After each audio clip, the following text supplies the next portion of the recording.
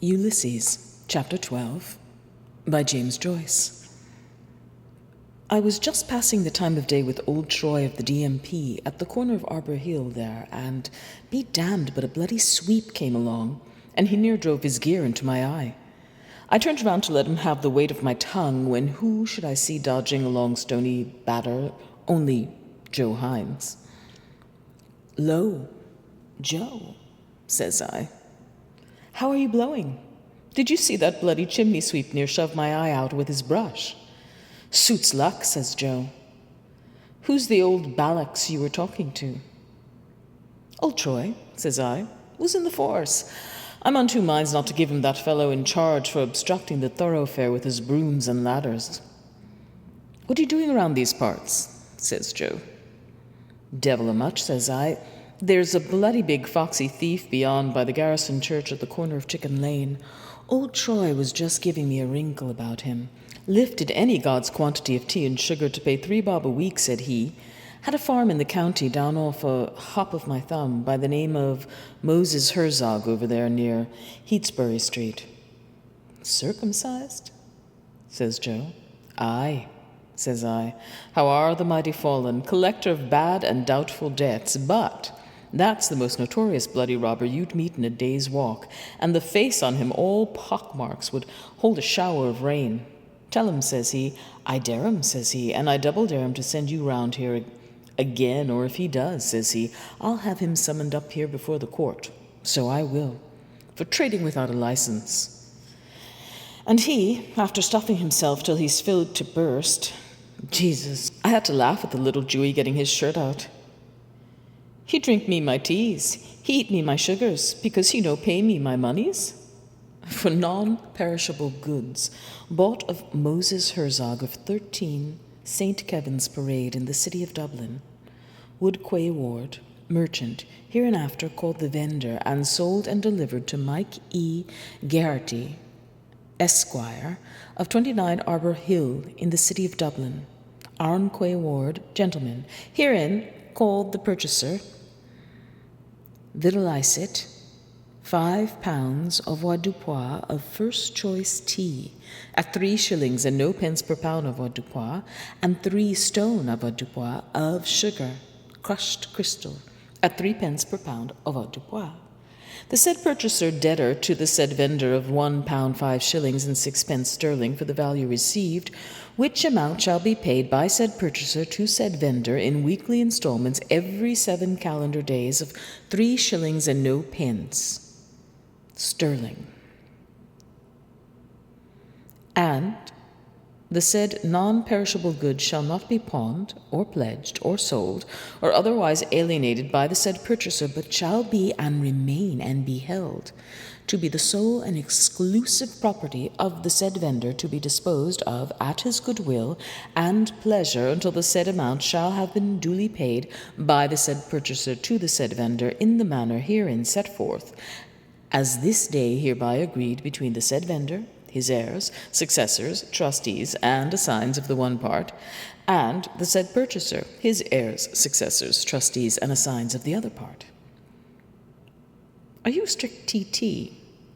says Joe. "Not taking anything between drinks," says I. "What about paying our respects to our friend?" says Joe. "Who?" says I. "Sure, he's out in John of God's off his head, poor man." "Drinking his own stuff?" says Joe. "Aye," says I, "whiskey and water on the brain." "Come round to Barney Kiernan," said Joe. "I want to see the citizen." "Barney Maverneens be it," says I. "Anything strange or wonderful, Joe?" "Not a word," says Joe. "I was up at that meeting in the City Arms." "What was that, Joe?" says I. "Cattle traders," says Joe, "about the foot and mouth disease. I want to give the citizen the hard word about it." So we went around by the Linen Hall Barracks and the back of the courthouse, talking of one thing or another. Decent fellow, Joe, when he has it, but sure like that he never has it. Jesus, I couldn't get over that bloody Foxy Garrity, the daylight robber, for trading without a license, says he. "In Innisfail, the fair there lies a land, the land of holy mission. There rises a watchtower, beheld of men afar. There sleep the mighty dead, as in life they slept, warriors and princes of high renown. A pleasant land it is, in soothe of murmuring waters, fishful streams where sport the gurnard, the plaice, the roach, the halibut, the gibbed haddock, the grilse, the dab, the brill, the flounder, the pollock, the mixed coarse fish generally, and other denizens of the aqueous kingdom, too numerous to be enumerated. In the mild breezes of the west and of the east, the lofty trees wave in different directions their first-class foliage. The wafty sycamore, the Lebanonian cedar, the exalted plane tree, the eugenic eucalyptus, and other ornaments of the arboreal world with which that region is thoroughly well supplied. Lovely maidens sit in close proximity to the roots of the lovely trees, singing the most lovely songs while they play with all kinds of lovely objects. As, for example, golden ingots, silvery fishes, crans of herring, draughts of eels, codlings, creels of fingerlings, purple sea gems, and playful insects, and heroes voyage from afar to woo them. From Iblana to Slivmargi, the peerless princes of unfettered Munster, and of Connacht the just, and of smooth, sleek Leinster, and of Cruachan's land, and of Armagh the splendid, and of the noble district of Boyle, princes, the son of kings. And there rises a shining palace where crystal-glittering roof is seen by mariners who traverse the extensive sea in barks built expressly for that purpose, and thither come all herds and fatlings and first fruits of that land, for O'Connell Fitzsimon takes toll of them. A chieftain descended from chieftains. Thither the extremely large wain bring foison of the fields, flaskets of cauliflowers, floats of spinach, pineapple chunks, rangoon beans, strikes of tomatoes, drums of figs, drills of swede, spherical potatoes, and tallies of iridescent kale, York and Savoy, and trays of onions, pearls of the earth, and punnets of mushrooms, and custard marrows, and fat vetches, and beer, and rape, and red, green, yellow, brown, russet, sweet, big, bitter, ripe, pommelated apples, and chips of strawberries, and sieves of gooseberries, pulpy and pelurious, and strawberries fit for princes, and raspberries from their canes. I dare him, says he, and I double dare him. Come out here, Garroty, you notorious bloody hill and dale robber. And by that way, when the herds innumerable of bellwethers and flushed ewes, and shearling rams and lambs, and stubble geese and medium steers, and roaring mares, and polled calves, and long wools, and store sheep, and coufs, prime springers, and culls, and sow pigs, and bacon hogs, and the various different varieties of highly distinguished swine, and Angus heifers, and polybullocks of immaculate pedigree, together with prime premiated milch cows and beeves. And there is ever heard a trampling, cackling, roaring, lowing, bleating, bellowing, rumbling, grunting, champing, chewing of sheeps and pigs and heavy-hoofed kine from pasture lands of Lusk and Rush and Carrick mines, and from the streamy vales of Thomond, from McGillicuddy's reeks, the inaccessible and lordly, Shannon the unfathomable, and from the gentle declivities of the place of the race of Ciar, their udders distended with superabundance of milk, and butts of butter, and rennets of cheese, and farmers' firkins, and targets of lamb, and crannocks of corn, oblong eggs in great hundreds, various in size, the agate with the dun. So we turned into Barney Kiernan's, and there, sure enough, was the citizen, up in the corner, having a great confab with himself and that bloody, mangy mongrel Garryowen. And he waited for what the sky would drop in the way of drink. There he is, says I, in his glory hole, with his cruise-keen lawn and his load of papers, working for the cause. The bloody mongrel, let a grouse out of him, would give you the creeps. Be a corporal work of mercy if someone would take the life of that bloody dog. I'm told for a fact he ate a good part of the breeches of a constabulary man in Santry that came round one time with a blue paper about a license. "Stand and deliver," says he. "That's all right, citizen," says Joe. "Friends here. Pass, friends," he says. Then he rubs his hand in his eye, and says he, "What's your opinion of the times?" Doing the rapparee and the roary of the hill, but begob, Joe was equal to the occasion. "I think the markets are on a rise," says he, sliding his hand down his fork. So, begob, the citizen claps his paw on his knee and says, "Foreign wars is the cause of it." "And," says Joe, sticking his thumb in his pocket, "it's the Russians wish to tyrannize." "Arrah! Give over your bloody coddling, Joe," says I. "I've a thirst on me. I wouldn't sell it for half a crown." "Give it a name, citizen," says Joe. "Wine of the country," says he. "What's yours?" says Joe. "Ditto, McAnisby," says I. "3 pints, Terry," says Joe. "And how's the old heart, citizen?" says he. "Never better. A chara," says he. "What, Gary? Are we going to win, eh?" And with that, he took the bloody old Towser by the scruff of the neck, and by Jesus, he near throttled him. The figure seated on a large boulder at the foot of a round tower was that of a broad-shouldered, deep-chested, strong-limbed, frank-eyed, red-haired, freely freckled, shaggy beard, wide mouth, large nose, long-headed, deep voice, bare-kneed, brawny-handed, hairy-legged, ruddy-faced, sinewy-armed hero. From shoulder to shoulder he measured several ells, and his rock-like mountainous knees were covered, as was likewise the rest of his body, wherever visible, with a strong growth of tawny prickly hair, in hue and toughness similar to the mountain gorse, Ulysses Chapter. The wide-winged nostrils, from which bristles of the same tawny hue projected, were of such capaciousness that within their cavernous obscurity the field-lark might easily have lodged a nest. The eyes, in which were a tear and a smile strove ever for the mastery, were of the dimensions of a good-sized cauliflower.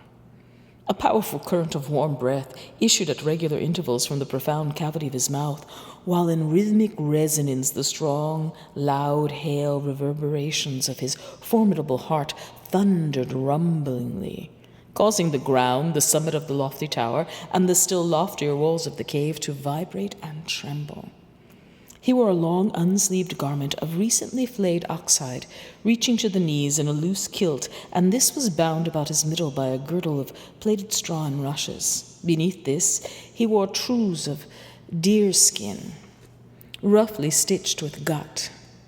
His nether extremities were encased in high ball-brigand buskins, dyed in lichen purple, the feet being shod with brogues of salted cowhide laced with the windpipe of the same beast. From his girdle hung a row of sea stones which jangled at every movement of his portentous frame, and on these were graven with rude yet striking art the tribal images of many Irish heroes and heroines of antiquity.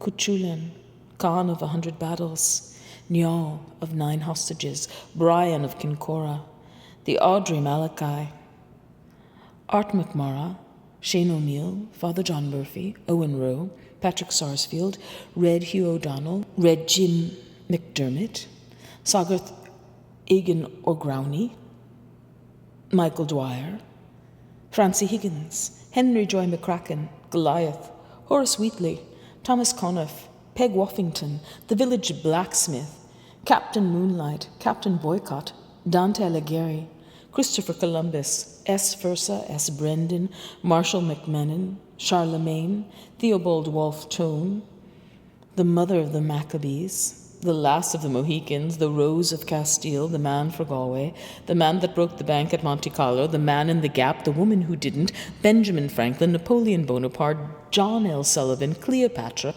Savareen Deelish, Julius Caesar, Paracelsus, Sir Thomas Lipton, William Tell, Michelangelo Hayes, Muhammad, the Bride of Lammermoor, Peter the Hermit, Peter the Packer, Darg Rosaleen, Patrick W. Shakespeare, Brian Confucius, Murdoch Gutenberg, Patricio Velasquez, Captain Nemo, Tristan and Isolde, the first Prince of Wales, Thomas Cook and Son, the Bold Soldier Boy, Aranapog, Dick Turpin, Ludwig Beethoven, the Colleen Bawn, Wadler Healy, Angus the Culdee, Dolly Mount, Sidney Parade, Ben Houth, Valentine Greatrakes, Adam and Eve, Arthur Wesley, Bose Croker, Herodotus, Jack the Giant Killer, Gautama Buddha, Lady Godiva, the Lily of Killarney, Baylor of the Evil Eye, the Queen of Sheba, Aki Nagel, Joe Nagel, Alessandro Volta, Jeremiah O'Donovan Rosa, Don Philip O'Sullivan Beer. A crouched spear of acuminated granite rested by him, while at his feet reposed a savage animal of the canine tribe whose stertorous gasps announced that he was sunk in uneasy slumber, a supposition confirmed by hoarse growls and spasmodic movements, which his master repressed from time to time by tranquilizing blows of a mighty cudgel, rudely fashioned out of Paleolithic stone. So anyhow, Terry brought the 3 pints Joe was standing, and begob, the sight nearly left my eyes when I saw him laugh out a quid. Oh, as true as I'm telling you, a good-looking sovereign. And there's more where that came from, says he. Were you robbing the poor box, Joe? Says I. Sweat of my brow, says Joe. 'Twas the prudent member gave me the wheeze. I saw him before I met you, says I, sloping around by Pill Lane and Greek Street with his cod's eye, counting up all the guts of the fish. Who comes through Mission's land? Bedight in sable armour, O'Bloom, the son of Rory. It is he, impervious to fear is Rory's son, he of the prudent soul. For the old woman of Princes Street, says the citizen, the subsidized organ. The pledge-brown party on the floor of the house. And look at this blasted rag, says he. Look at this, says he, the Irish Independent, if you please, founded by Parnell, to be the working man's friend. Listen to the births and deaths in the Irish All for Ireland Independent, and I'll thank you, and the marriages. And he starts reading them out.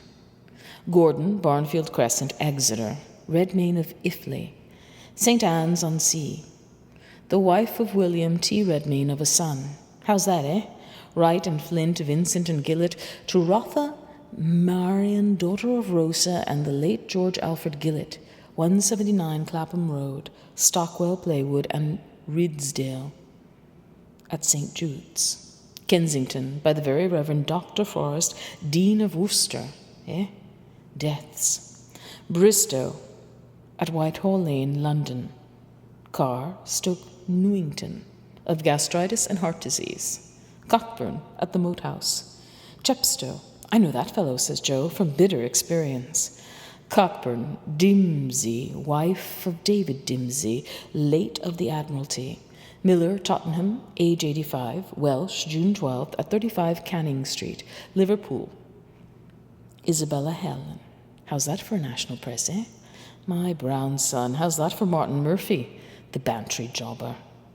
Ah, well, says Joe, handing round the booze. Thanks be to God that they had the start of us. Drink that, citizen. I will, says he, honourable person. Health, Joe, says I, and all down the form. Don't be talking. I was blue mouldy for the want of that pint. Declare to God I could hear it hit the pit of my stomach with a click. And lo, as they quaffed their cup of joy, a godlike messenger came swiftly in, radiant as the eye of heaven, a comely youth, and behind him there passed an elder of noble gait and countenance, bearing the sacred scrolls of law, and with him his lady wife, a dame of peerless lineage, fairest of her race. Little Alf Bergan popped in round the door and hid behind Barney's snug, squeezed up with laughing. And who was sitting up there in the corner that I hadn't seen, snoring, drunk, blind to the world? Only Bob Doran. I didn't know what was up, and Alf kept making signs out of the door. And begob, what was it, that bloody old pantaloon Dennis Breen in his bath slippers with 2 bloody big books tucked under his oxter, and his wife, hot foot after him, unfortunate wretched woman, trotting like a poodle. I thought Alf would split.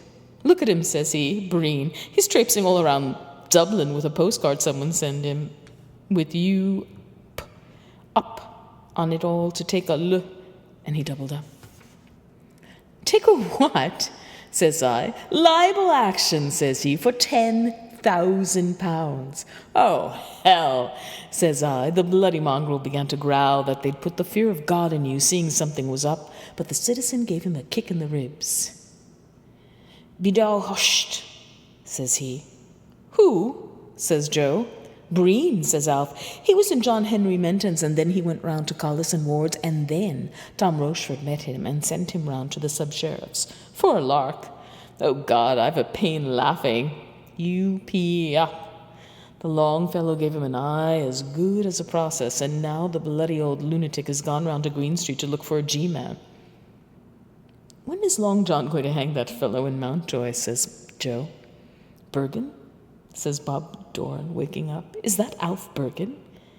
"Yes," says Alf. "Hanging? Wait till I show you. Here, Terry, give us a pony. That bloody old fool. £10,000. You should have seen Long John's eye.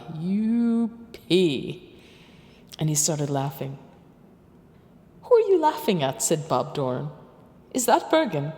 "Hurry up, Terry boy," says Alf. Terence O'Ryan heard him and straightway brought him a crystal cup full of the foamy eben ale, which the noble twin brothers, Bungivia and Bungia Dulon, brew ever in their divine ale vats, cunning as the sons of deathless Leda. For they garner the succulent berries of the hop and mass, and sift and bruise and brew them, and they mix therewith sour juices, and bring the must to the sacred fire, and cease not day or night from their toil, those cunning brothers, lords of the vat. "Then did you, chivalrous Terence? Hand forth, as to the manner born, that nectarous beverage, and you offer the crystal cup to him that thirsted, the soul of chivalry, in beauty akin to the immortals." But he, the young chief of the O'Bergens, could ill brook to be outdone in generous deeds, but gave therefore with a gracious gesture a testoon of costliest bronze. Thereon, embossed in excellent smithwork, was seen the image of a queen of regal port, scion of the house of Brunswick, Victoria her name, her most excellent majesty.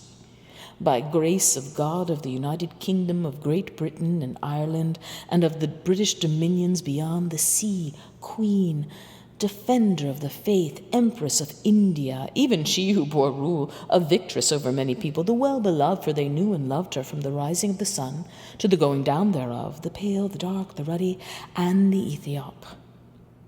"What's that bloody Freemason doing?" says the citizen, "prowling up and down outside." "What's that?" says Joe. "Here you are," says Alf, checking out the rhino. "Talk about hanging. I'll show you something you never saw. Hangman's letters. Look at here." So he took a bundle of wisps of letters and envelopes out of his pocket. "Are you coddling?" says I. "Honest Injun," says Alf. "Read them." So Joe took up the letters. "What are you laughing at?" says Bob Doran. So I saw there was going to be a bit of a dust. Bob's a queer chap, when the porter's up in him. So, says I, just to make talk, "How's Willie Murray those times, Alf?" "I don't know," says Alf.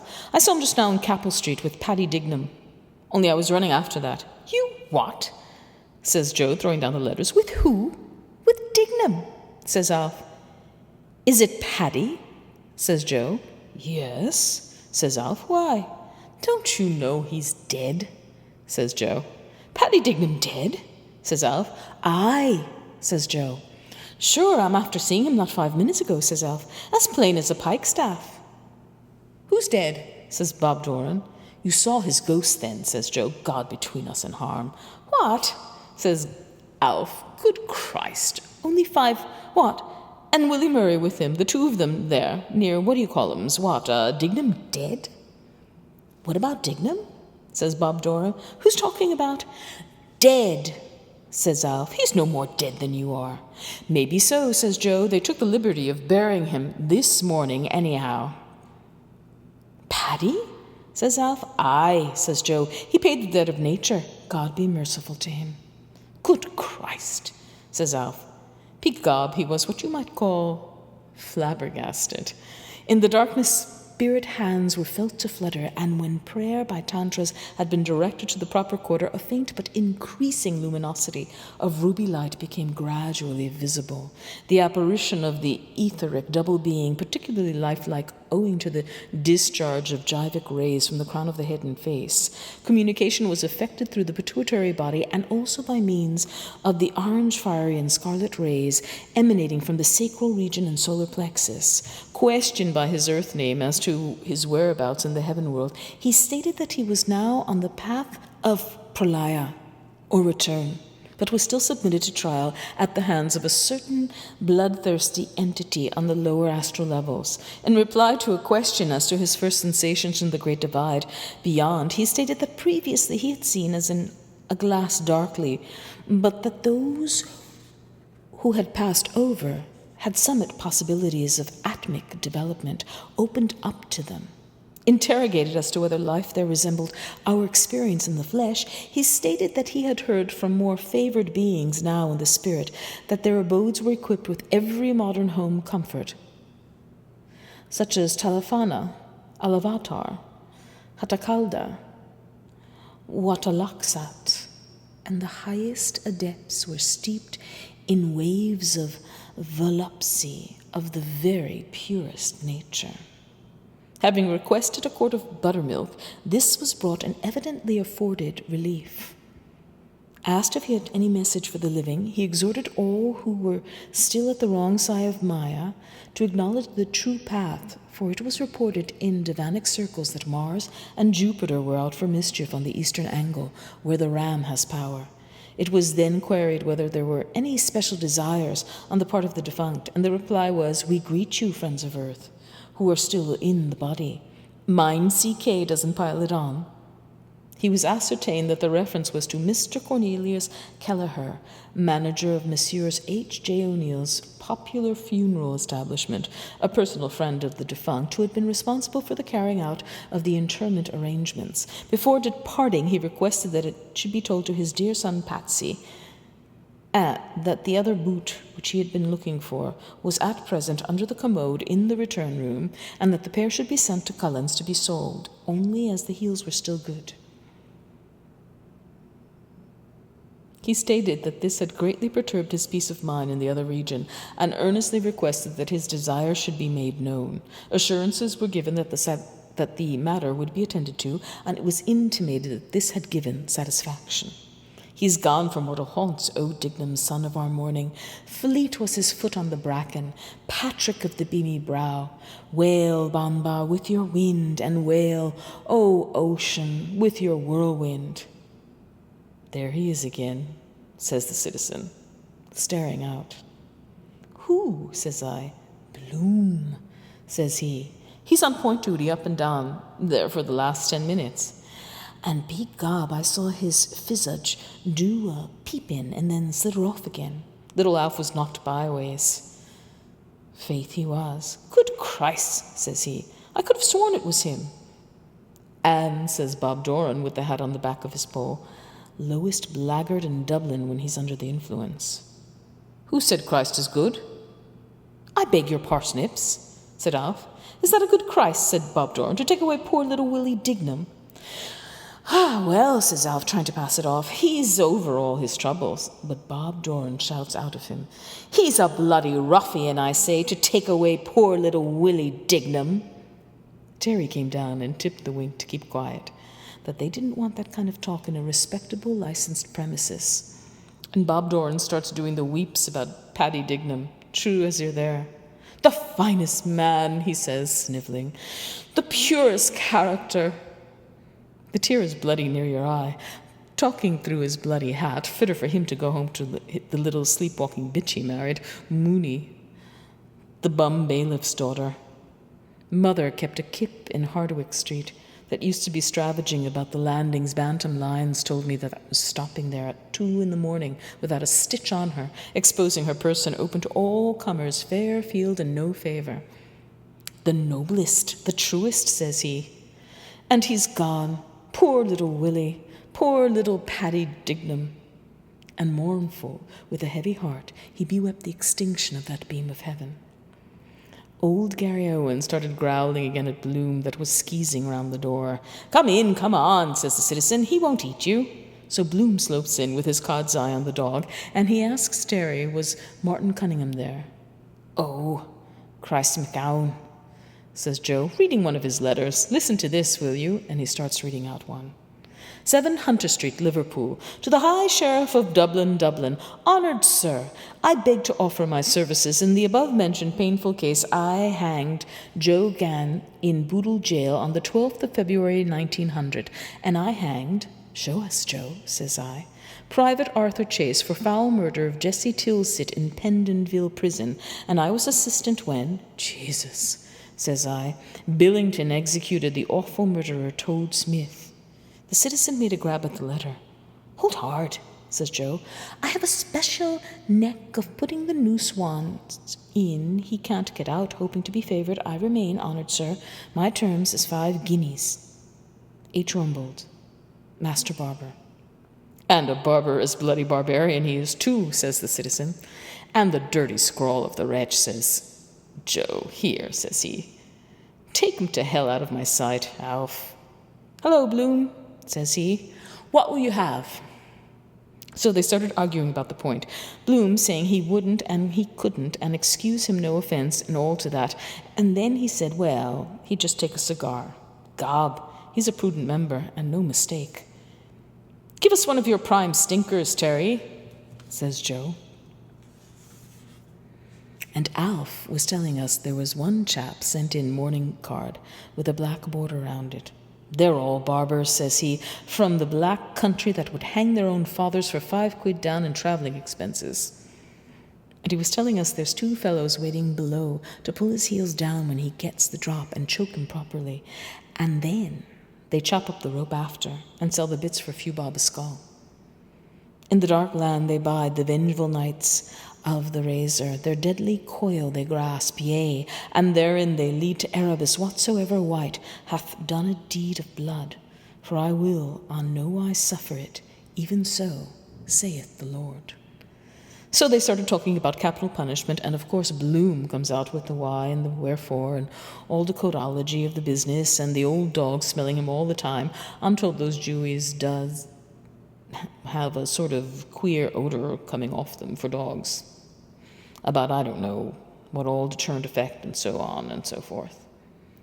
"There's one thing it hasn't a deterrent effect on," says Alf. "What's that?" says Joe. "The poor bugger's tool that's being hanged," said Alf. "That's so," says Joe. "God's truth," says Alf.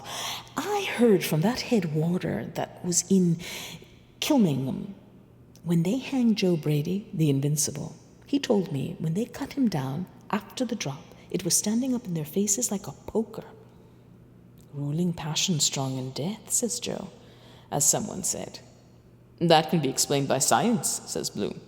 "It's only a natural phenomenon, don't you see? Because on the account of the..." And then he starts with his jawbreakers about phenomenon and science and this phenomenon and the other phenomenon.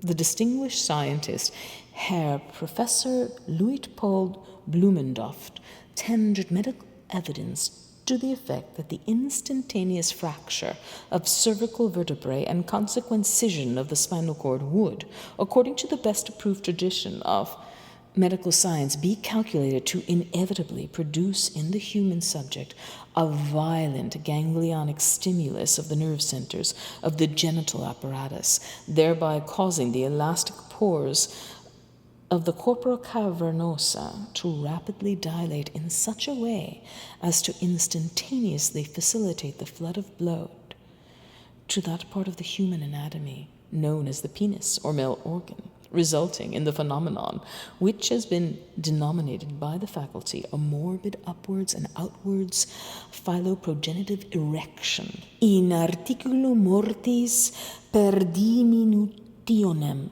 capitis.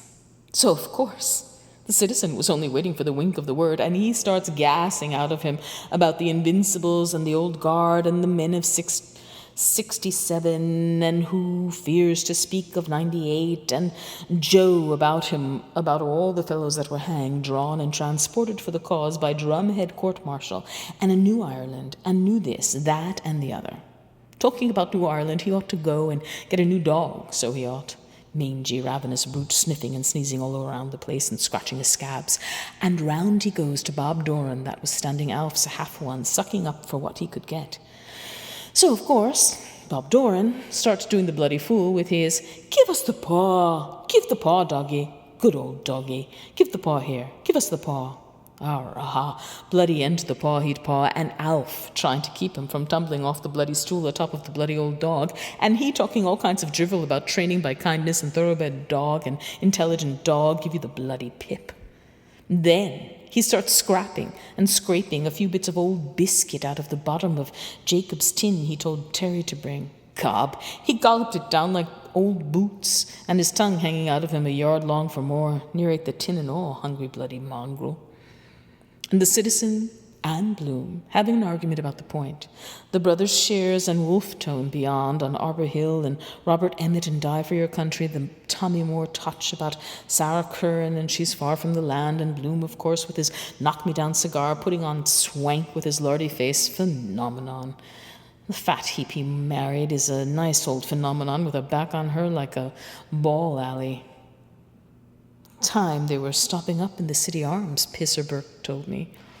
There was an old one there with a cracked lewd harriman of a nephew, and Bloom trying to get the soft side of her doing the mollycoddle, playing Bezique to come in for a bit of the wampum in her will, and not eating meat of a Friday because the old one was always thumping her craw and taking the lout out for a walk. And one time he led him rounds of Dublin. By the holy farmer, he never cried crack till he brought him home as drunk as a boiled owl. And he said he did it to teach him the evils of alcohol, and buy herrings if the three women didn't near roast him. It's a queer story, the old one. Bloom's wife and Mrs. O'Dowd that kept the hotel. Jesus, I had to laugh at Pisser Burke taking them off, chewing the fat, and Bloom with his, "But don't you see?" and "But on the other hand," and sure, more betoken. The lout, I'm told, was in Powers after the blenders round in Cope Street, going home footless in a cab 5 times in the week after drinking his way through all the samples in the bloody establishment. Phenomenon. "The memory of the dead," says the citizen, taking up his pint glass and glaring at Bloom. "Aye, aye," says Joe. "You don't grasp my point," says Bloom. "What I mean is—" "Sin fine," says the citizen. "Sin fine am hein. The friends we love are by our side, and the foes we hate before us." The last farewell was affecting in the extreme.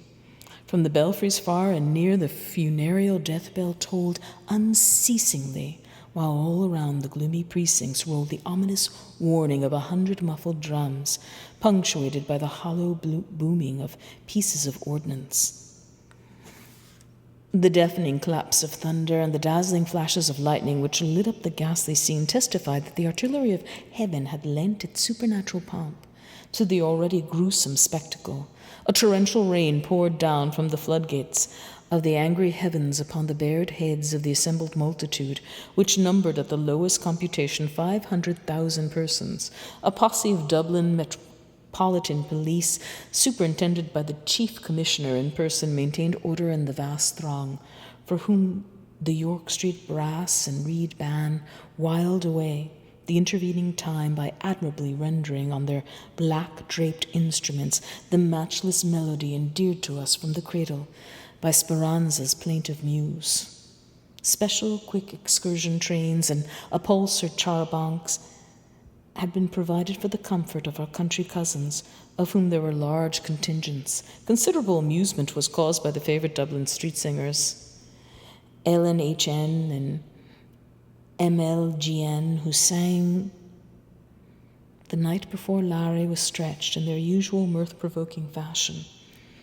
Over 2 inimitable drolls did a roaring trade with their broad streets among lovers of the comedy element, and nobody who has a corner in his heart for real Irish fun without vulgarity will grudge them their hard-earned pennies. The children of the male and female foundling hospital who thronged the windows overlooking the scene were delighted with this unexpected addition to the day's entertainment, and a word of praise is due to the Little Sisters of the Poor for their excellent idea of affording the poor, fatherless, and motherless children a genuinely instructive treat. The vice-regal house party, which included many well-known ladies, was chaperoned by their excellencies to the most favorable positions on the grandstand, while the picturesque foreign delegation known as the Friends of the Emerald Isle was accommodated on a tribune directly opposite. The delegation, present in full force, consisted of Commendatore Bacci Bacci Benino Benone, the semi-paralyzed doyen of the party, who had to be assisted to his seat by aid of a powerful steam crane.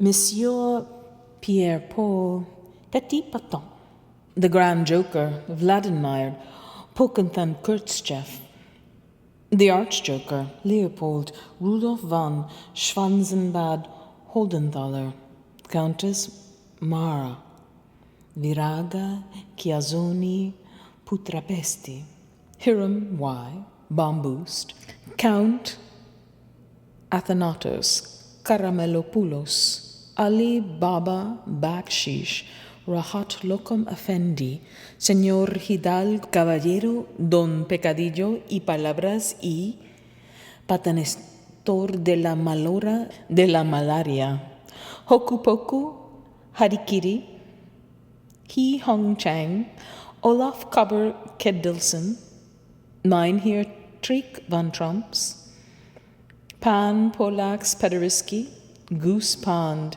Fiskser Karchina Brich Isich, Boris Huppenkopf, Herr Huhausdier Kor President Hans Churli Sturli, National Gymnasium, Museum, Sanatorium, and Suspentorium, Ordinary, Private Docent, General History, Special Professor Dr. Kigrig, Uberall, Jamin. All the delegates, without exception, expressed themselves in the strongest possible heterogeneous terms concerning the nameless barbarity which they had been called upon to witness. An animated altercation, in which all took part, ensued among the FOTEI as to whether the 8th or the 9th of March was the correct date of birth of Ireland's patron saint. In the course of the argument, cannonballs, scimitars, boomerangs, blunderbusses, stink pots, meat choppers, umbrellas, catapults, knuckle dusters, sandbags, lumps of pig iron were resorted to, and blows were freely exchanged.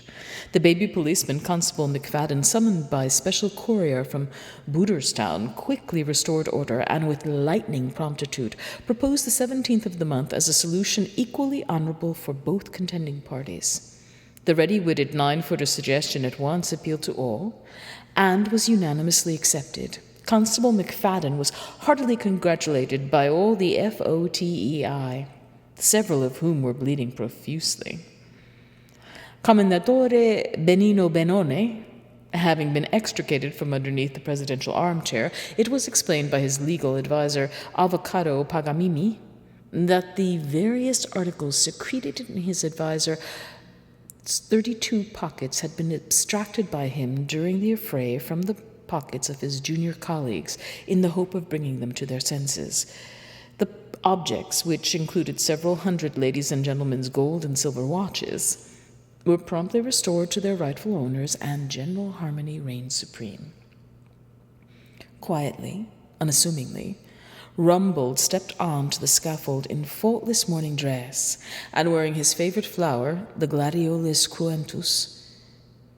He announced his presence by that gentle Rumboldian cough, which so many have tried unsuccessfully to imitate, short, painstaking, yet withal so characteristic of the man.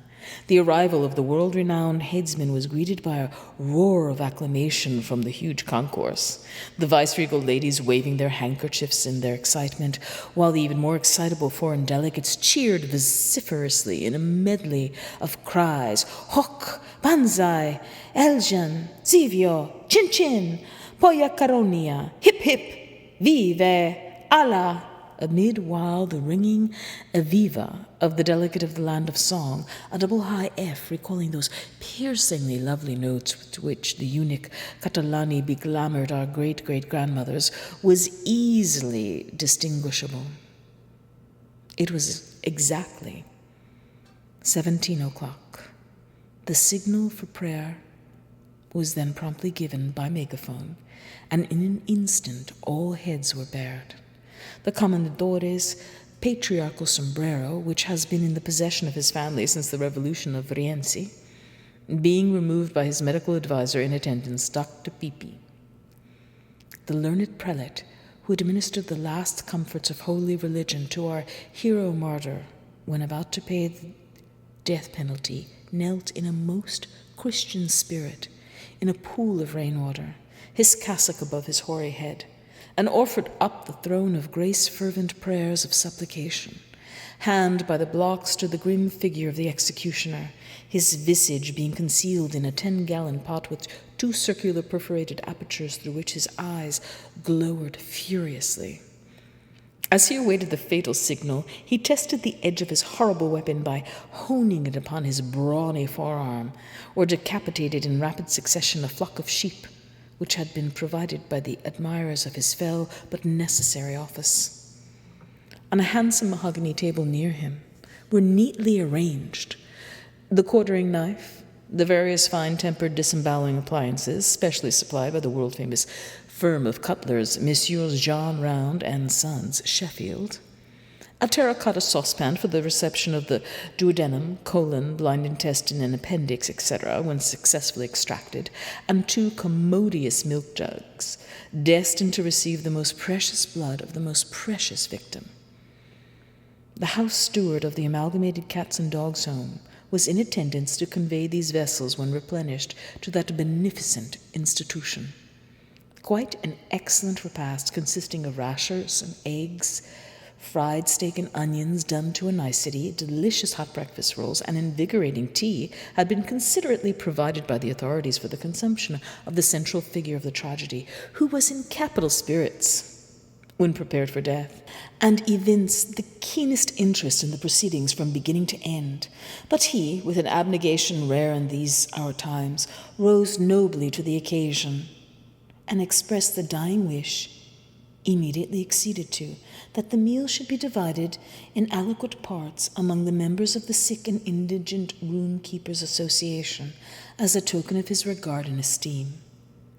The neck and non plus ultra of emotion were reached when the blushing bride-elect burst her way through the serried ranks of the bystanders and flung herself upon the muscular bosom of him who was about to be launched into eternity for her sake. The hero folded her willowy form in a loving embrace, murmuring fondly, "Sheila, my own." Encouraged by this use of her Christian name, she kissed passionately all the various suitable areas of his person, which the decencies of prison garb permitted her ardor to reach.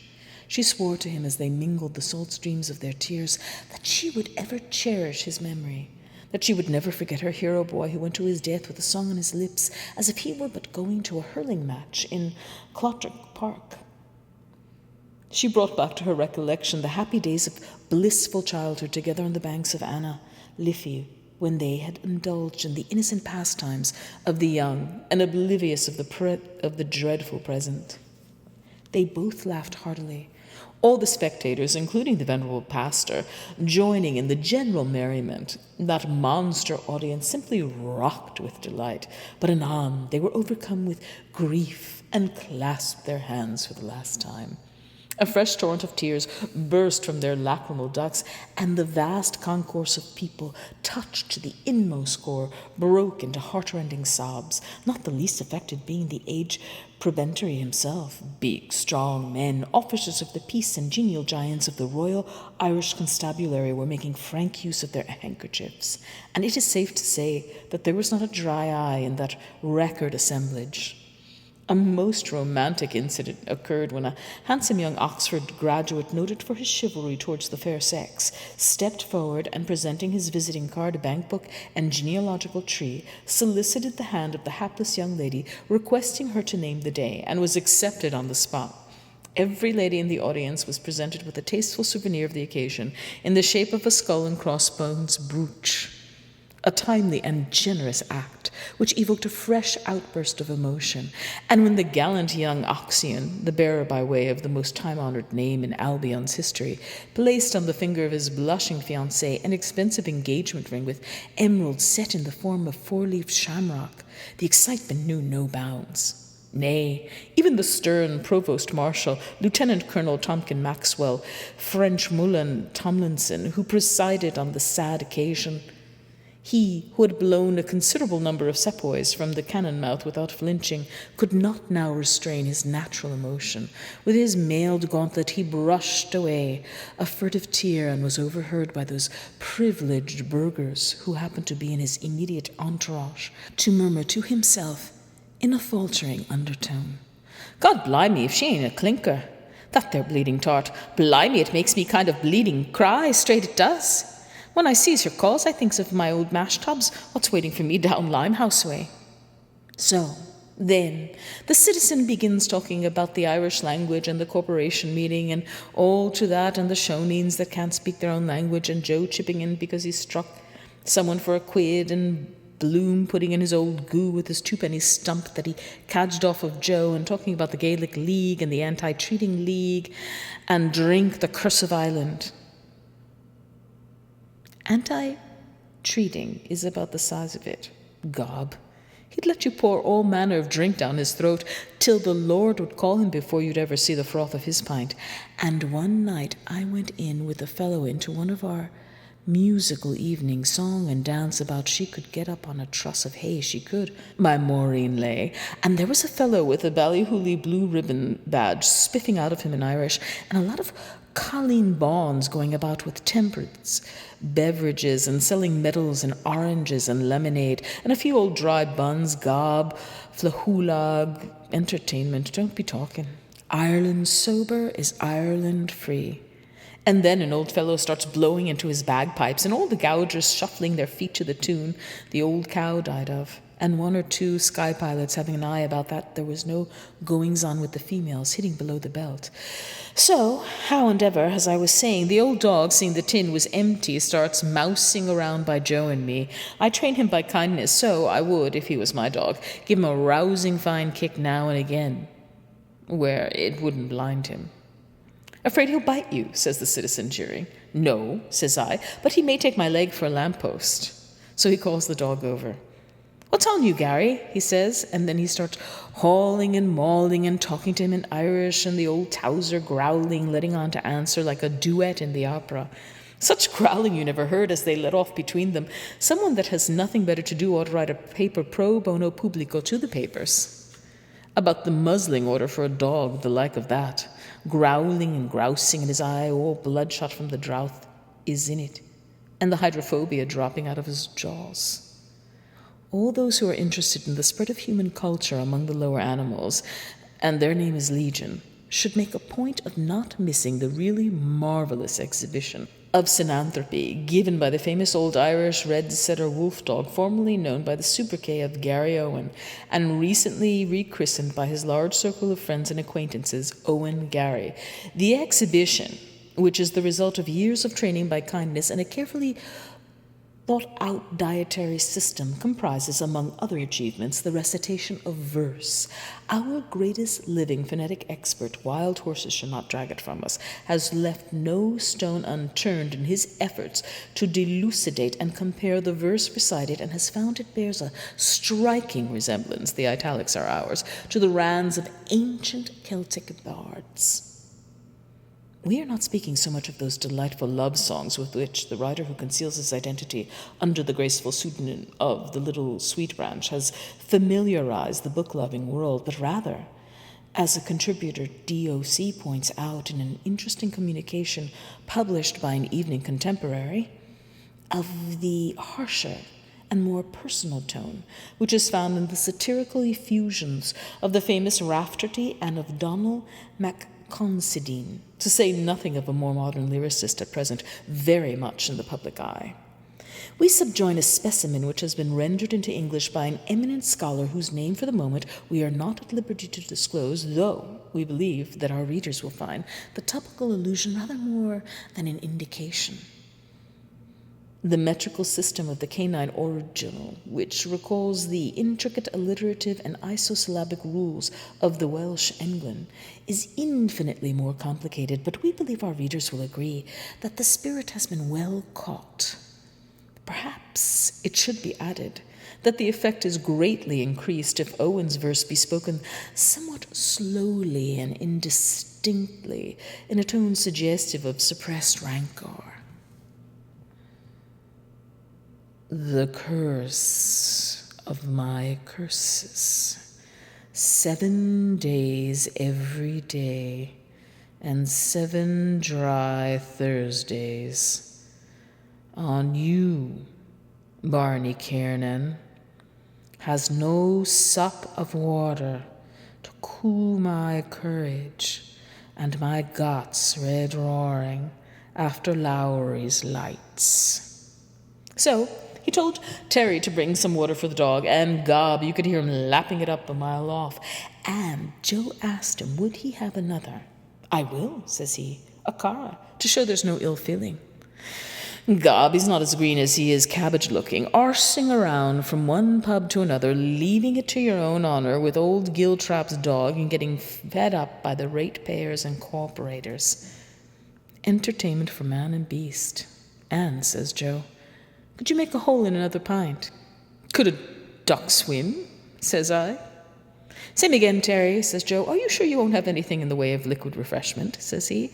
Thank you, no, says Bloom. As a matter of fact, I just wanted to meet Martin Cunningham. Don't you see, about the insurance of poor Dignam's. Martin asked me to go to the house. You see, Dignam, didn't serve any notice of the assignment on the company at the time, and nominally under the act of the mortgagee can't recover on the policy. Holy wars, says Joe, laughing. That's a good one if old Shylock is landed. So, the wife comes out top dog, what? Well, that's the point, says Bloom, for the wife's admirers. Whose admirers? Says Joe. The wife's admirers, says Bloom. Then he starts all confused, mucking it up about the mortgager under the act, like the Lord Chancellor giving it out on the bench, and for the benefit of the wife, and that a trust is created, but on the other hand that Dignam owed Bridgman the money, and if now the wife or the widow contested the mortgagee's right, till he near had the head of me addled with his mortgager under the act. He was bloody safe he wasn't running under the act that time as a rogue and vagabond, only he had a friend in court, selling bazaar tickets, or what you call it, Royal Hungarian Privileged Lottery. True as you're there, oh, commend me to the Israelite. Royal and Privileged Hungarian Robbery.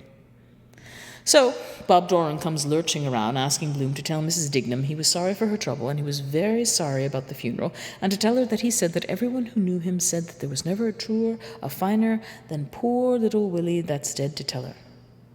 Choking with bloody foolery. And shaking Bloom's hand during the tragic to tell her that. Shake hands, brother. You're a rogue and I'm another. So, let me, he said, so far presume upon our acquaintance, which, however slight it might be, if judged by the standard of mere time, is founded, as I hope and believe, on a sentiment of mutual esteem, as to request of you this favour. But, should I have overstepped the limits of reserve, let the sincerity of my feelings be the excuse for my boldness.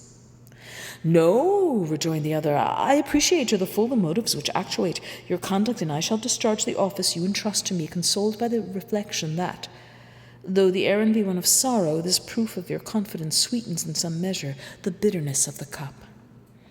Then suffer me to take your hand, said he. The goodness of your heart, I feel sure, will dictate to you better than my inadequate words the expressions which are most suitable to convey an emotion whose poignancy, were I to give vent to my feelings, would deprive me even of speech.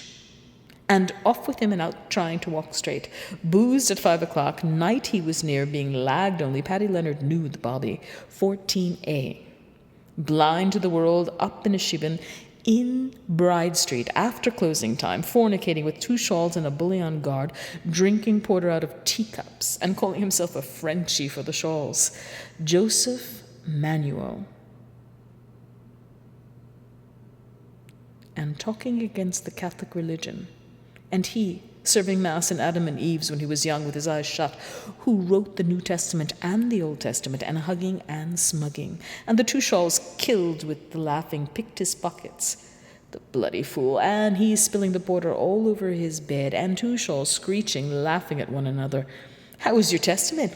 Have you got an Old Testament? Old Paddy was passing there. I'll tell you what, then see of him Sunday with his little concubine of a wife, and she wagging her tail up the aisle of the chapel with her patent boots on her no less, and her violets nice as pie, doing the little lady, Jack Mooney's sister. And the old prostitute of old mother procuring rooms to street couples. Gob. Jack made him toe the line. Told him if he didn't patch up the pot, Jesus, he'd kick the shite out of him. So Terry brought the 3 pints. Here, says Joe, doing the honours. Here, citizen. Slaniat, says he. Fortune, Joe, says I. Good health, citizen. Gob, he had his mouth halfway down the tumbler already. What a small fortune to keep him in drinks. Who's the long fellow running for the mayoralty? Alf, says Joe. Friend of yours? Says Alf. Nannan, says Joe. The member? I won't mention any names, says Alf. I thought so, says Joe. I saw him at that meeting now with William Field, MP, the cattle traders. Hairy Iopus, says the citizen, that exploded volcano, the darling of all countries and the idol of his own. So Joe starts telling the citizen about the foot and mouth disease and the cattle traders and taking action in the matter, and the citizen sending them all to the right about, and Bloom coming out with his sheep dip for the scab and a hoose drench for coughing calves and the guaranteed remedy for timber tongue, because he was up one time in a knacker's yard. Walking about with his book and his pencil, here's my head and my heels are coming, till Joe Cuff give him the order of the boot for giving lip to a grazier. Mr. Know-all. Teacher grandmother had to milk ducks. Pisser Burke was telling me in the hotel the wife used to be in rivers of tears, sometimes with Mrs. O'Dowd crying her eyes out, with her 8 inches of fat all over her. Couldn't loosen her farting strings, but the old cod's eye was waltzing around her, showing her how to do it. What's your program today? Aye, humane methods, because the poor animals suffer, and experts say the best known remedy that doesn't cause pain to the animal, and on the sore spot administer gently. Gob, he'd have a soft tan under a head. Ga, ga, gara, cluck, cluck, cluck. Black Liz is our hen. She lays eggs for us. When she lays her egg, she is so glad. Gara, cluck, cluck, cluck. Her fresh egg. Ga, ga, ga, ga, gara. Cluck, cluck, cluck. Anyhow, says Joe, Field and Annette are going over tonight to London to ask about it on the floor of the House of Commons. Are you sure? Says Bloom. The councillor's going? I wanted to see him as it happens. Well, he's going off by the mail boat, says Joe, tonight. That's too bad, says Bloom. I wanted particularly, perhaps only Mr. Field is going. I couldn't phone, no. Are you sure? Nannan's going too, says Joe. The League told him to ask a question tomorrow about the Commissioner of Police forbidding Irish games in the park. What do you think of that, citizen? The Slán Aaron. Mr. Co. Conacher. Multi Farnham, Nat, arising out of the question of my honourable friend, the member for Shillog, may I ask the right honourable gentleman whether the government has issued orders that these animals shall be slaughtered, though no medical evidence is forthcoming as their pathological condition? Mr. Allfours, Tamashant Khan, honourable members are already in possession of the evidence produced before a committee of the whole House. I feel I cannot usefully add anything to that. The answer to the honourable member's question is in the affirmative. Mr. O'Reilly, Montenot, have similar orders been issued for the slaughter of human animals who dare to play Irish games in the Phoenix Park? Mr. Allfours, the answer is in the negative. Mr. Cow Conacher, has the right honourable gentleman's famous Mitchelston telegram inspired the policy of gentlemen on the Treasury bench? Oh. Mr. Allfours, I must have noticed of that question. Mr. Stalewait, Buncombe Ind, don't hesitate to shoot. Ironical opposition cheers. The Speaker, Order! Order! The house rises. Cheers. There's the man, says Joe, that made the Gaelic sports revival. There he is sitting there, the man that got away James Stephens, the champion of all Ireland at putting the 16-pound shot. Was that your best throw, citizen? Na by clicks, says the citizen, letting on to be modest. There was a time I was as good as the next fellow, anyhow. Put it there, citizen, says Joe. You were, and a bloody sight better. Is that really a fact? Says Alf. Yes, says Bloom. That's well known. Did you not know that? So off they started about Irish sports and shonen games, the like of lawn tennis, and about hurley and putting the stone and racy of the soil and building up a nation once again and all to that. And of course Bloom had to have his say too about if a fellow had a rower's heart, violent exercise was bad. I declare to my antimacassar, if you took up a straw from the bloody floor, and if you said to Bloom, look at Bloom, do you see that straw? That's a straw. Declare to my aunt he'd talk about it for an hour, so he would, and talk steady. A most interesting discussion took place in the ancient hall of Brian O'Cernan's in Sra Nang Britang Ba, under the auspices of Sla Na Iron, on the revival of ancient Gaelic sports and the importance of ancient Ireland for the development of the race. The venerable president of the noble order was in the chair, and the attendance was of large dimensions. After an instructive discourse by the chairman, a magnificent oration, eloquently and forcibly expressed, a most interesting and instructive discussion of the usual high standard of excellence, ensued as to the desirability of the revivability of the ancient games and sports of our ancient pan-Celtic forefathers.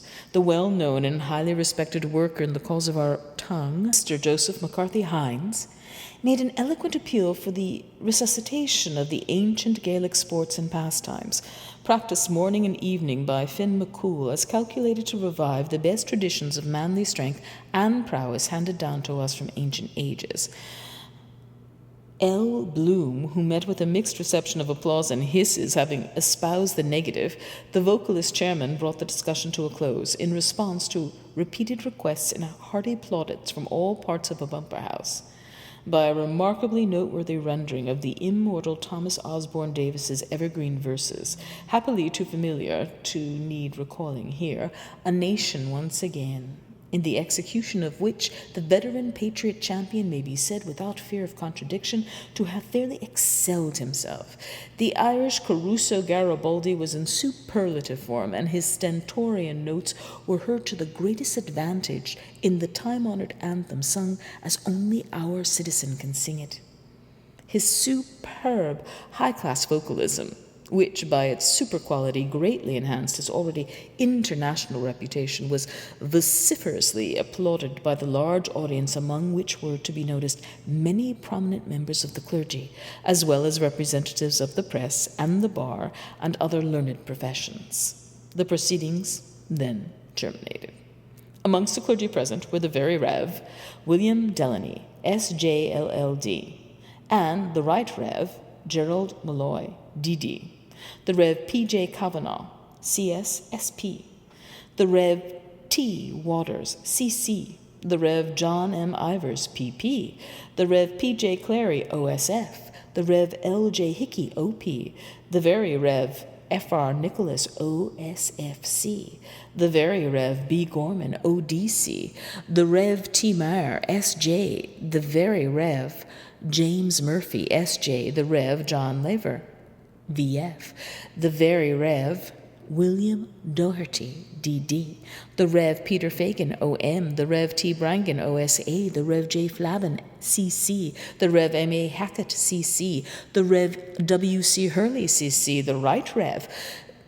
Major Mimanus, V.G., the Rev. B.R. Slattery, O.M.I., the Very Rev. M.D. Scally, P.P., the Rev. F.T. Purcell, O.P., the Very Rev. Timothy Cannon Gorman, P.P., the Rev. F.T. Purcell, O.P., the Very Rev. Timothy Cannon Gorman, P.P., the Rev. R.J. C.C., the laity, including P.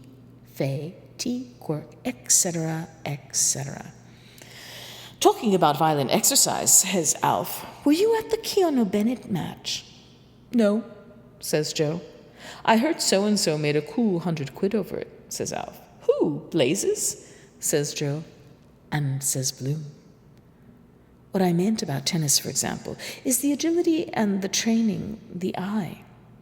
Aye, Blazes, says Alf. He let up that Myler was on the beer to run up the odds, and he's swatting all the time. We know him, says the citizen, the trader's son. We know what put English gold in his pocket. True for you, says Joe. And Bloom cuts in again about lawn tennis and the recirculation of the blood, asking Alf, now, don't you think, Bergen? Myler dusted the floor with him, says Alf. Heenan and Sayers were only a bloody fool to it, handed him the father and mother of a beating. See the little kipper not up to his navel, and the big fellow swiping. God, he gave him one last puck in the wind, Queensberry rules and all, and made him puke. What he never ate. It was a historic and hefty battle when Myler and Percy were scheduled to don the gloves, a purse of 50 sovereigns. Handicapped as he was by the lack of poundage, Dublin's pet lamb made up for it by superlative skill in ringcraft.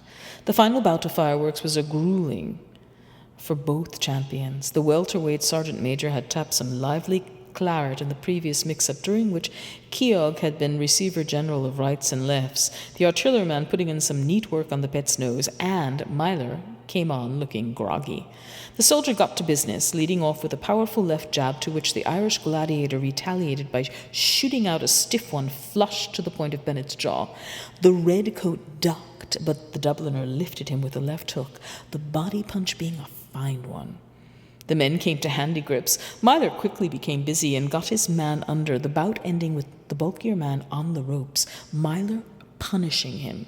The Englishman, whose right eye was nearly closed, took his corner where he was liberally drenched with water, and when the bell went, came on gamey and brimful of pluck, confident of knocking out the fistic Eblanite in jig time. It was a fight to the finish, and the best man for it. The two fought like tigers, and excitement ran fever high. The referee twice cautioned Puckling Percy for holding, but the pet was tricky, and his footwork a treat to watch. After a brisk exchange of courtesies, during which a smart uppercut of the military man brought blood freely from his opponent's mouth, the lamb suddenly waded in all over his man and landed a terrific left to battling Bennett's stomach, flooring him flat. It was a knockout, clean and clever. Amid tense expectation, the Portobello bruiser was being counted out when Bennett's second old Fofs Wetstein threw in the towel. And the Santry boy was declared victor to the frenzied cheer of the public, who broke through the ring ropes and fairly mobbed him with delight. He knows which side his bread is buttered, said Alf. I hear he's running a concert tour now, up in the north. He is? Says Joe. Isn't he? Who? Says Bloom. Ah, yes, that's quite true. Yes, a kind of summer tour, you see. Just a holiday. Mrs. B is in the Bright Particular Star, isn't she? Says Joe. My wife? Says Bloom. She's singing, yes. I think it will be a success, too. He's an excellent man to organize. Excellent. Ho, ho, begob, says to myself, says I. That explains the milk and the coconut and the absence of hair on the animal's chest. Blazes doing the tootle on the flute. Concert tour. Dirty Dan, the Dodger's son, off Island Bridge, that sold the same horses twice over to the government to fight the Boers. Old what? I called about the poor and the water rate, Mr. Boylan. You what? The water rate, Mr. Boylan. You what? That's the bucko that'll organize her. Take my tip twixt me and you, Caderish. Pride of Calps, Rocky Mount, the raven-haired daughter of Tweedy. There she, to peerless beauty, where loquat and almond scent the air. The gardens of Alameda knew her step. The garths of olives knew and bowed. The chaste spouse of Leopold is she, Marian of the bountiful bosoms.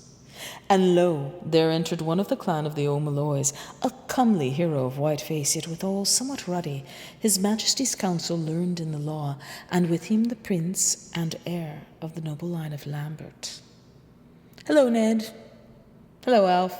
"'Lo, Jack. 'Lo, Joe. God save you," says the citizen. "Save you kindly," says J.J. "What'll it be, Ned?" "Half one," says Ned, so J.J. orders the drinks.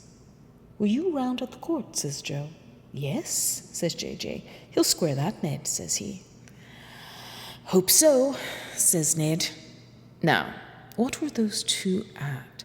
J.J. getting him off the grand jury list, and the other giving him a leg over the stile, with his name in stubs, playing cards, hobnobbing with flash toffs, with a swank glass in their eye. A drinking fizz, and he a half smothered in Ritz and Garnishy orders, pawning his gold watch in Cummins of Francis Street where no one would know him, in the private office, when I was there, with Pisser releasing his boots out of the pop. "What's your name, sir?" "Dunn," says he. "Aye, and Dunn," says I. Gob, he'll come home by Weeping Cross one of those days, I'm thinking. "Did you see that bloody lunatic Breen around here?" says Alf. U.P. up. "Yes," says J.J., "looking for a private detective." "Aye," says Ned, "and he wanted right go wrong. To address the court, only Corny Kelleher got round telling him to get the handwriting examined first." £10,000, says Alf, laughing. God, I'd give anything to hear him before a judge and jury. "Was it you did it, Alf?" says Joe. "The truth, the whole truth, and nothing but the truth. So help you, Jimmy Johnson." "Me?" says Alf. "Don't cast your nasturtiums on my character." "Whatever statement you make," says Joe, "will be taken down in evidence against you." "Of course, an action would lie," says J.J. "It implies that he's not compos mentis." U.P. up. "Compos your eye," says Al, laughing. "Do you know that he's balmy? Look at his head. Do you know that some mornings he has got to get his hat on with a shoehorn?" "Yes," says J.J., "but the truth of a libel is no defense to an indictment for publishing it in the eyes of the law."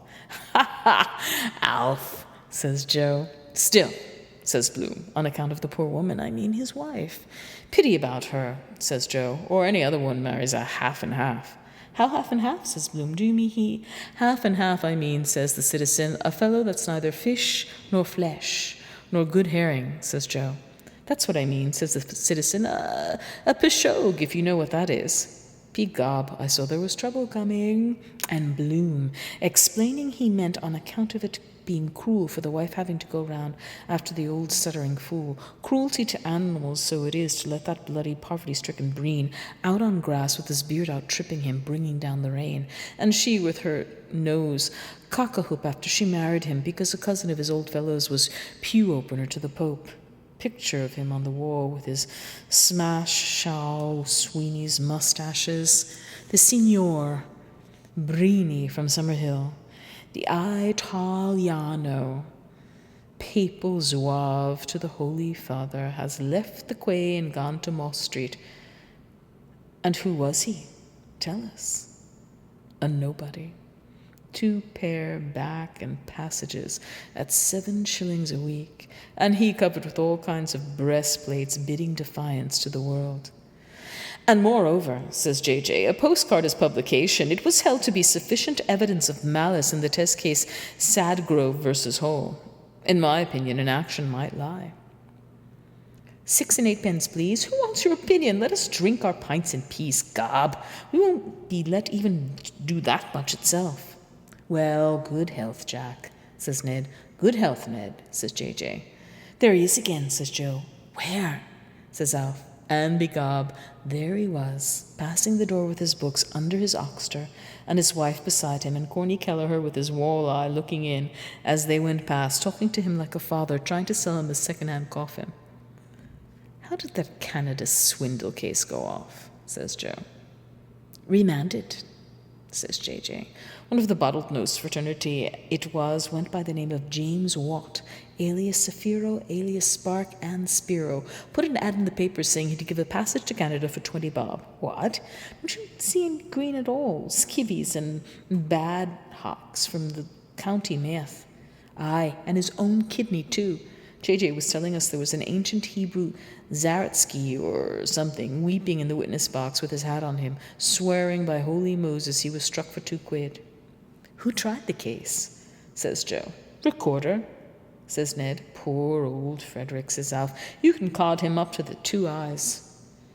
Heart as big as a lion, says Ned. Tell him a tale of woe about arrears of rent and a sick wife and a squad of kids, and faith he'll dissolve in tears on the bench. Aye, says Alf. Reuben J. was bloody lucky he didn't clap him in the dock the other day for suing poor little Gumleys that's minding stones for the corporation there near Butt Bridge. And he starts taking off the old recorder, letting on to cry, a most scandalous thing, this poor hard-working man. How many children? 10, did you say? Yes, your worship. And my wife has the typhoid. And the wife with typhoid fever. Scandalous! Leave the court immediately, sir. No, sir, I'll make no order for payment. How dare you, sir, come up before me and ask me to make an order? A poor, hard-working, industrious man. I dismiss the case. And whereas on the 16th day of the month of the ox-eyed goddess Anne, in the 3rd week of the feast day of the Holy and Undivided Trinity, the daughter of the skies, the virgin moon, being then in her 1st quarter, it came to pass that those learned judges repaired them to the halls of law. There Master Courtney, sitting in his own chamber, gave his reed, and Master Justice Andrews, sitting without a jury in the probate court, weighed well and pondered the claim of the first chargeant upon the property in the matter of the will propounded, and the final testamentary disposition in re the real and personal estate of the late lamented Jacob Halliday, vintner, deceased, versus Livingston, an infant of unsound mind, and another. And to the solemn court of Green Street there came Sir Frederick the Falconer, and sat him there about the hour of 5 o'clock to administer the law of the Brehons, at the commission for all that, and those parts to be beholden, in and for the county of the city of Dublin. And there sat with him the high synhedrim of the 12 tribes of Ear, for every tribe 1 man, of the tribe of Patrick, and of the tribe of Hugh, and of the tribe of Owen, and of the tribe of Con, and of the tribe of Oscar, and of the tribe of Fergus, and of the tribe of Finn, and of the tribe of Dermot, and of the tribe of Cormac, and of the tribe of Kevin, and of the tribe of Ceolt, and of the tribe of Ossian, there being in all 12 good men and true.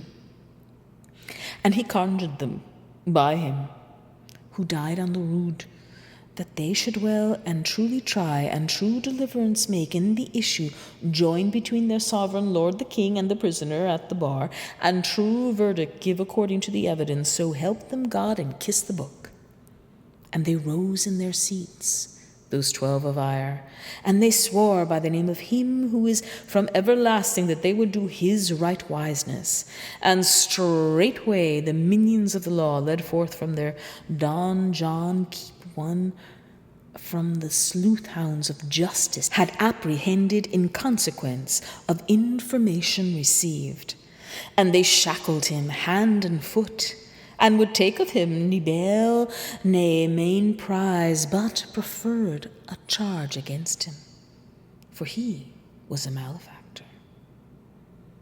Those are nice things, says the citizen, coming over here to Ireland, filling the country with bugs.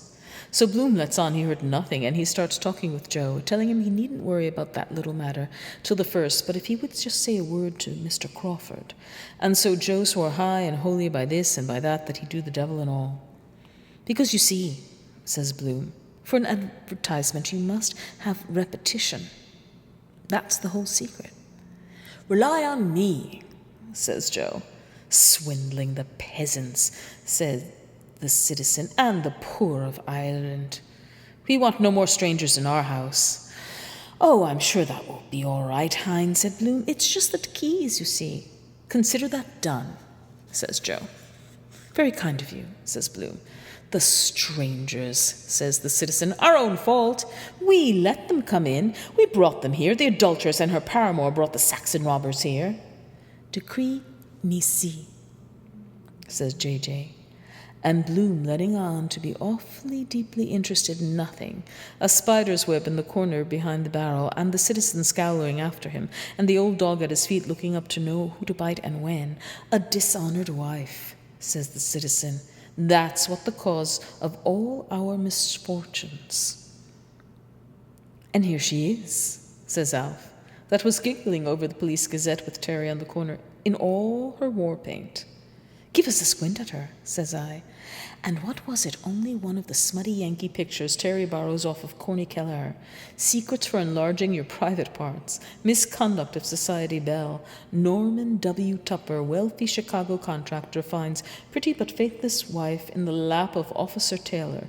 Belle in her bloomers misconducting herself. And fancy man feeling for her tickles. And Norman W. Tupper bouncing in with his pea shooter. Just in time to be late after she doing the trick of the loop with Officer Taylor.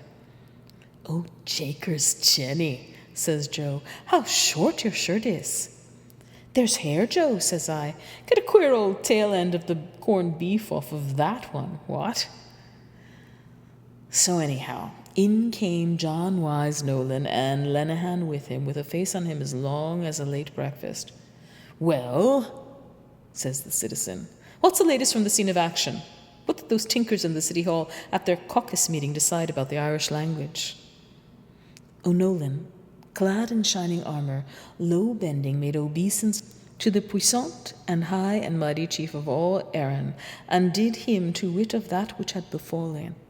How that the grave elders of the most obedient city, second of the realm, had met them in the forecastle, and there, after due prayers to the gods who dwell in ether supernal, had taken solemn counsel whereby they might, if so it might be, bring once more into honour among mortal men the winged speech of the sea-divided Gael. It's on the march, says the citizen. To hell with the bloody, brutal Sassenachs and their patois. So, JJ put in a word, doing the talk about one story was good till you heard another, and blinking facts in the Nelson policy, putting your blind eye to the telescope and drawing up a bill of attainder to impeach a nation. And Bloom, trying to back him up moderation and botheration and their colonies and their civilization. Their civilization, you mean, says the citizen. To hell with them. The curse of a good-for-nothing god light sideways on the bloody thick-lugged sons of whores gets. No music and no art and no literature worthy of that name. Any civilization they have, they stole from us, tongue-tied sons of bastard ghosts.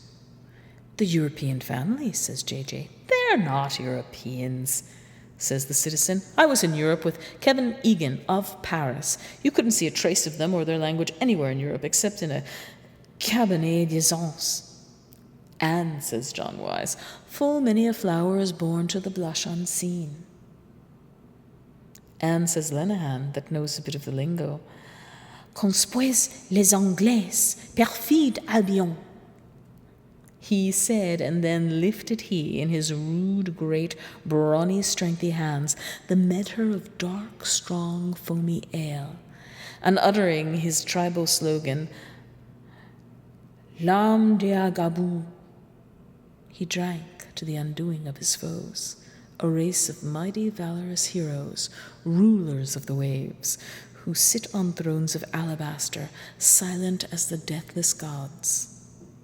What's up with you, says I to Lenehan. You look like a fellow that had lost a bob and found a tanner. Gold cup, says he. Who won, Mr. Lenehan, says Terry. Throw away, says he, at 20-1, a rank outsider, and the rest nowhere. And Bass's mare, says Terry. Still running, says he. We're all in a cart boiling, plunged 2 quid on my tip sceptre for himself and a lady friend. I had half a crown myself, says Terry, on Zinfandel that Mr. Flynn gave me. Lord Howard de Walden's. 20-1, said Lenehan. Such is life in an outhouse. Throw away, says he. Takes the biscuit and talking about bunions. Frailty, thy name is Sceptre. So he went over to the biscuit tin Bob Doran left to see if there was anything he could lift on the nod, the old cur after him backing his luck with his mangy snout up. Old Mother Hubbard went to the cupboard. "Not there, my child," says he. "Keep your pecker up," says Joe. "She'd have won the money only for the other dog." And JJ and the citizen arguing about law and history with Bloom sticking in an odd word. Some people, says Bloom, can see the mote in others' eyes, but they can't see the beam in their own.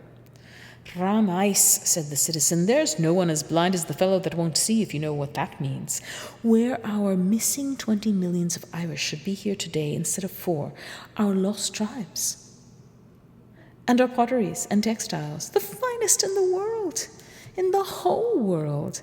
And our wool that was sold in Rome in the time of Juvenal, and our flax and our damask from the looms of Antrim, and our Limerick lace, our tanneries, and our white flint gas down there by Ballybough, and our Huguenot poplin that we have since Jacquard du Lion, and our woven silk and our Foxford tweeds and ivory raised point from the Carmelite convent in Nouros.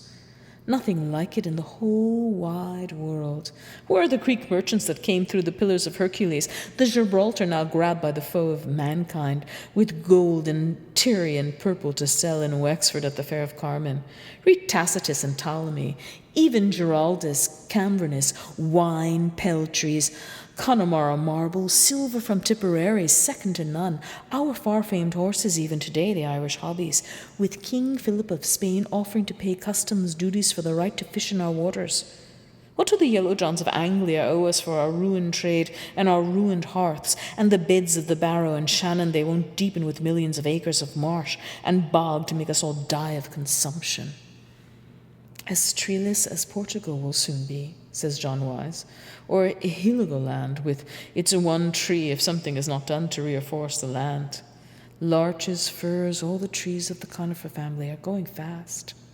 I was reading a report of Lord Castletown's. Save them, says the citizen, the giant ash of Galway and the chieftain elm of Kildare, with a 40-foot bole and an acre of foliage. Save the trees of Ireland for the future men of Ireland. On the fair hills of Ire. Oh, Europe has its eyes on you, says Lenehan.